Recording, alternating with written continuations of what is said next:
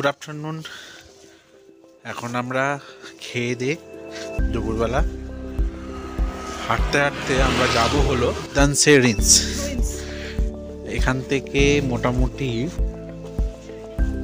1.5 থেকে 2 কিলোমিটার হাঁটলে।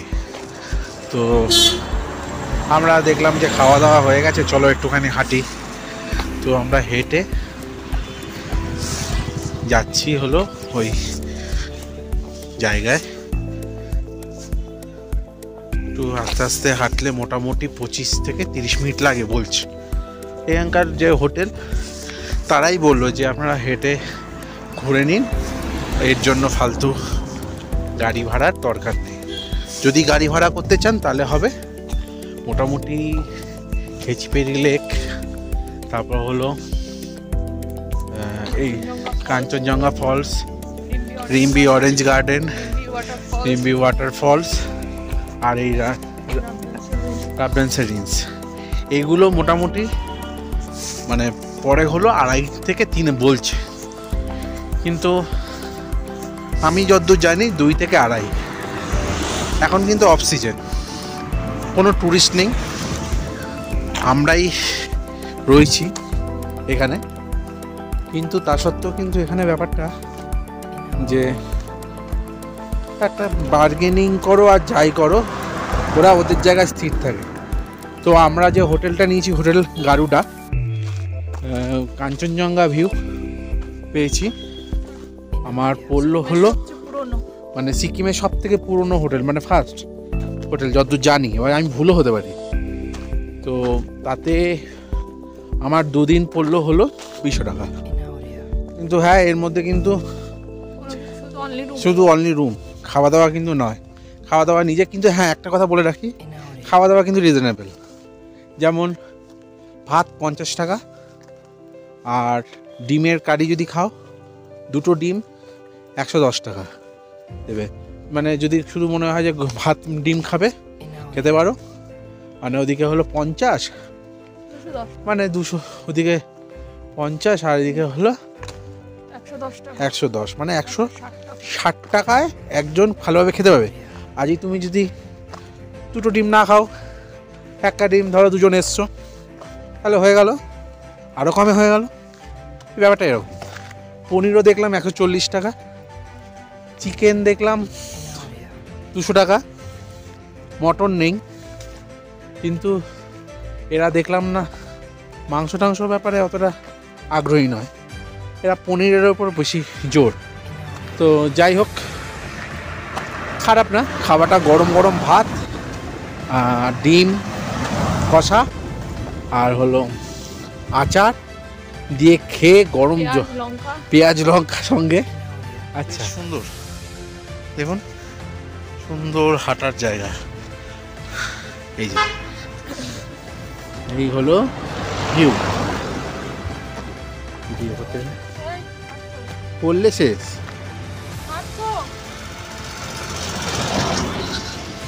তাহলে আমরা যাচ্ছি এখান থেকে হাঁটতে হাঁটতে অনেকটা এসে গেছি। আমাদের এখানে 2 দিন থাকার ইচ্ছে, যদি ভালো লাগে আরও 1 দিন থাকবো। আপনারা সঙ্গে থাকুন, যেটুকু হেঁটে করা যায় সেটা আমি দেবো আমার এই ব্লগে।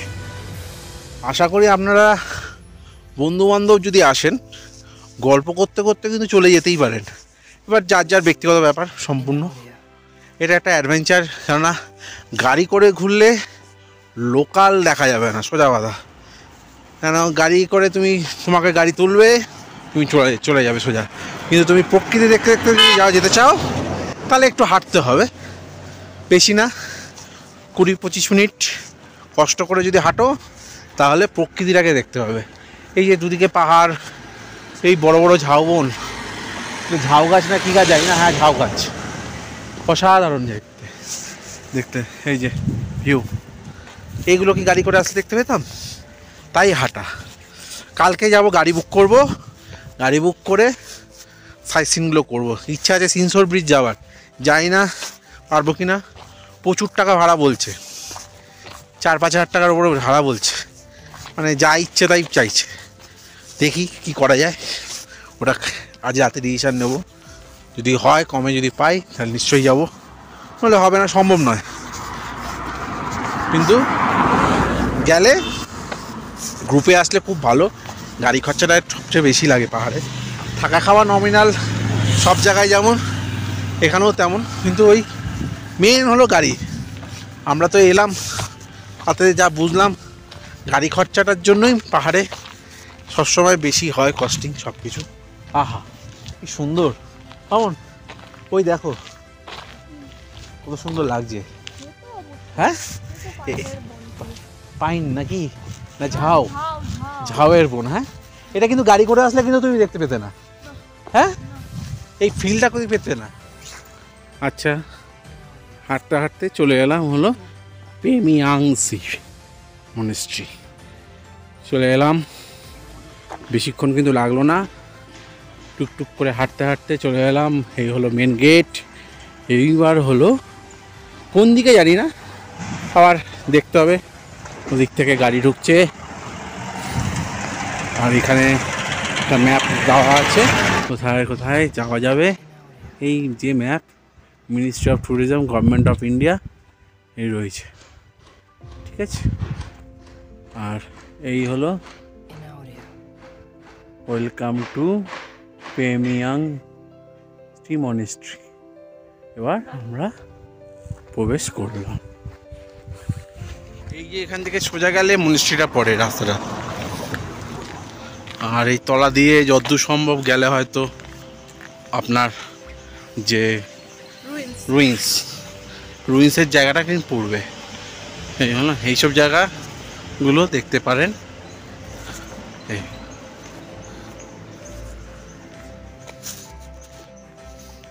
এটা দেখার জন্যই আছে অনেকে। এই যে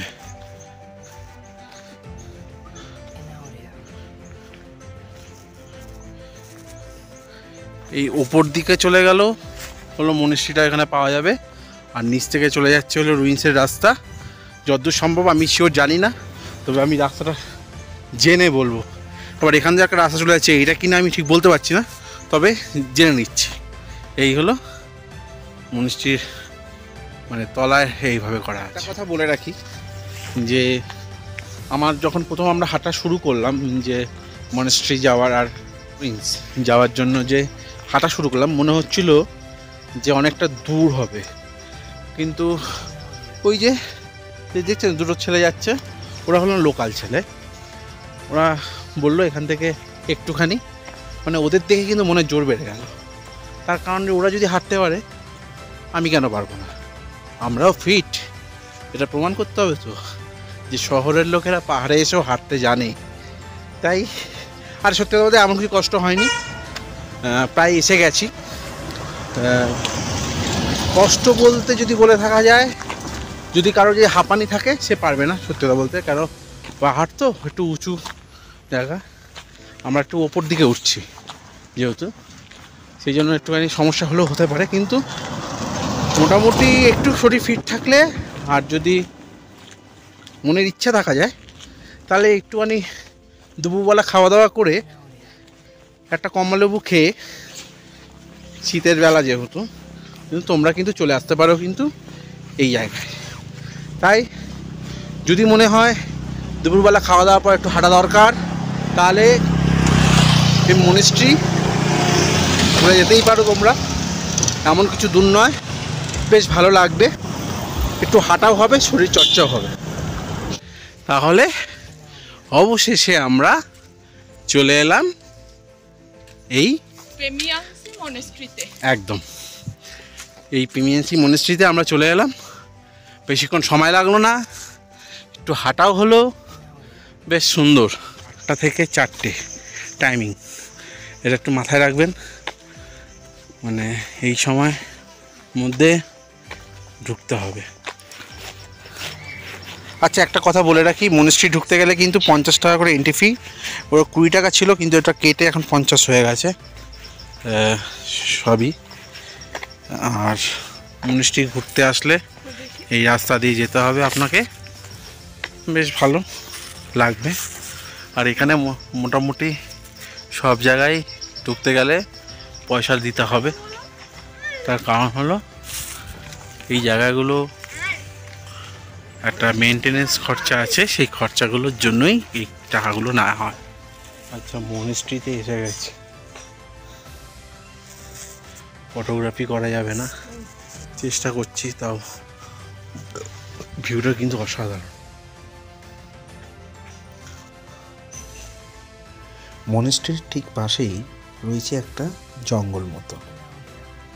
ঠিক ওইখানে দাঁড়িয়ে যখন ক্যামেরার লেন্স বন্দি করলাম গাছগাছালিগুলিকে, সত্যি এক অদ্ভুত নীরবতা। মনে হয় যেন প্রকৃতি সব কিছু যেন ঢেলে সাজিয়ে দিয়েছে এখানে। আর এই যে এটা দেখছেন, এটা মনেস্ট্রির একদম ভেতরে অংশ। আমি সত্যি কথা বলতে লুকিয়ে ছবিটা তুলেছি, কেননা ভেতরে তোলা যায় না, তবে পারলাম না নিজেকে সামলাতে, আর তাই তুলে ফেললাম ছবিটা। আচ্ছা, একটা কথা বলে রাখা প্রয়োজন এখানে, যে এই মনিস্ট্রিতে আপনি এসে যাবেন ঠিকই, কিন্তু যদি মনে করেন যে একেবারে হেঁটে উঠবেন তাহলে কিন্তু একটু কষ্ট, কেননা প্রচণ্ড উঁচুতে। তো এখানে একমাত্র গাড়ি ছাড়া কিন্তু পথ নেই। মানে নর্মাল মনিস্ট্রির যে মেন গেটটা যেটা রয়েছে সেই জায়গাটা পর্যন্ত ঠিক আছে, কিন্তু তারপরে কিন্তু কষ্ট। যদি একটু কষ্ট করে উপরে উঠতে পারেন তাহলে এই ঢালটা দেখলে বুঝতে পারবেন কীরকম নেমেছে। এই যে দেখেছেন কেমন যদি কষ্ট করে উপরে উঠতে পারেন তাহলে নামার তো কোনো কষ্টই নেই, সেটাতে কোনো কথা নেই, সে সবাই জানে। কিন্তু এটা কিন্তু একটু জানিয়ে রাখলাম আপনাদের, কেননা যদি কেউ আসেন হেঁটে, তখন দেখা গেল এই জায়গাটা এসে পারলো না, সত্যি ব্যাপারটা একটু অন্যরকম হবে, তাই একটু জানিয়ে রাখলাম। আর বেশ ভালো লাগলো, খারাপ নয়। ভেতরে একটু বুদ্ধ সাধনা করছে যারা মঙ্ক রয়েছেন তারা। তো ভেতরে ঢুকলাম, একটু ভয় ভয় লাগছিল। একটা ছবি তুলেছি, একটু ভিডিও করেছি, করা উচিত হয়নি, তাও একটু করলাম, আইন ভাঙলাম। আর তো আসবো না ঘুরতে এদিকে, আর তাই একটুখানি আইন ভাঙলাম। যদি ভুল করে থাকি তাহলে একটু ক্ষমা করে দিক, মানে এখানকার যারা রয়েছেন, কিছু মনে করবেন না। আমি বেশি ছবি তুলিনি, জাস্ট একটুখানি। তো এবার আমাদের পরের গন্তব্য কোথায়? রুইন্স। তো আমরা রুইন্সে যাই। ধ্বংসাবশেষ না? হ্যাঁ, ধ্বংস দেখতে যাই। সৃষ্টি তো দেখলাম, ধ্বংসটা দেখে আসি। এটা যতদূর সম্ভব মনে হচ্ছে রাজদান্সের উইন্স, কিন্তু প্রচণ্ড উঁচু, এখান থেকে ট্রেক করে যেতে হবে, তাই 1 কিলোমিটার ট্রেক আছে, তাই আমরা যাচ্ছি না। এই দূর থেকেই দেখাচ্ছি, এটা নাকি ধ্বংসাবশেষ সিকিমের পুরনো রাজবাড়ি, সরি রাজধানী। এই হলো ইয়ে, আর জঙ্গল। এবার আমরা এখান থেকে বেরিয়ে যাব। তো আমি দেখালাম ছবিটা, কিন্তু ওখানে গেলাম না, কারণ আমি ওখানে জিজ্ঞাসা করলাম যে গাড়ি করে এলেও ওখানে গাড়ি রেখে 1 কিলোমিটার মতো ট্রেক করতে হবে। কিন্তু সম্ভব না ভাই, অত ট্রেক করা সম্ভব না। তো গাড়ি রেখে আবার 1 কিলোমিটার ট্রেক সম্ভব না, তাই আমরা আর উপরে উঠিনি। আমরা যেহেতু হেঁটে এসেছি, তো দেখলাম যে কোনো মানে নেই অত দূর ওঠা, কিছুই নেই। দূর থেকে দেখলাম যা, মানে আমরা যেখানে দাঁড়িয়েছিলাম ধ্বংসাবশেষ। তো এই জায়গাটা সিকিমের যে রাজবাড়ি ছিল বোধহয়, নাকি রাজধানী, সিকিমের রাজধানী ছিল। রাজবাড়ি বারবার বলছি, রাজধানী ছিল। তো নিশ্চয়ই কিছু ছিল, আমি বলতে পারবো না কী ছিল। তো সবই ভেঙে চুরে গেছে। আর একটা কথা শুনছি, ওখান থেকে নাকি কাঞ্চনজঙ্ঘা ভালো দেখা যায়, কিন্তু আমরা যদি আজকে উঠতামও কাঞ্চনজঙ্ঘা দেখতে পেতাম না, আকাশে যা মেঘ। তাই আজকের মতো এখানেই ট্রিপটা আমাদের শেষ হচ্ছে। মোটামুটি হেঁটে দেখে নিলাম দূরের জায়গা, বেশ ভালোই লাগলো, কিন্তু প্রচণ্ড নিরিবিলি সিকিম। যারা নিরাপত্তা পছন্দ করেন তাদের জন্য ঠিক আছে, নইলে তারা বোর ফিল করবে। বন্ধু বান্ধব আসলে অনেকজন, তাহলে আরও ভালো লাগবে। নইলে বোর ফিল করতে হবে, কেননা লোকজন একদম নেই বললেই চলে, অক্সিজেন বলতে গেলে। গাড়ি হু হু করে যাচ্ছে, কিন্তু গাড়ির মধ্যে কোনো লোক নেই। আছে, অল্প আছে, বলাটা ভুল হবে, লোক নেই, খুবই অল্প। খারাপ না। এবার আমরা হোটেলের দিকে ফিরছি। তো যদি ভালো লেগে থাকে এই জায়গার যে বিবরণটা দিলাম, তাতে আপনারা আসতেই পারেন। তবে হ্যাঁ, সিকিমের যে কোনো জায়গায় যান, যে মনস্ট্রি হোক আর যাই হোক, গ্যাটের করেই খরচা হবে। আপনি কোনো জায়গায় এমনি ঢুকতে পারবেন না। তার কারণ মনে হয় তাদের মেনটেনেন্স, এই মনস্ট্রিতে যদি বিদেশি হতেন আপনি, তাহলে আপনার কাছ থেকে 100 টাকা করে নিত। যেহেতু আপনি ইন্ডিয়ান, তাই 50 টাকা। আগে ছিল 20 টাকা, এখন বেড়ে 50 টাকা হয়েছে। হলো ব্যাপার। তাহলে সঙ্গে থাকুন, ভালো থাকবেন। কাঞ্চনজঙ্ঘা দেখাতে পারলাম না, এটাই দুঃখ। এদিক দিয়েই দেখা যায়, এটা আমারও দুঃখ। এখন আমরা হোটেলের পথে, আর কোনো কাজ নেই। পাহাড় মানে সন্ধ্যেবেলা ঘরে বসে গল্প করা, সমুদ্র হলে সমুদ্রের পাড়ে বসে গল্প করা, কিন্তু এখানে সন্ধ্যেবেলা নিস্তব্ধ। তাই যদি ভালো লেগে থাকে প্লিজ চ্যানেলটাকে সাবস্ক্রাইব করুন, আরও নতুন নতুন ভিডিও যাতে আমি দিতে পারি।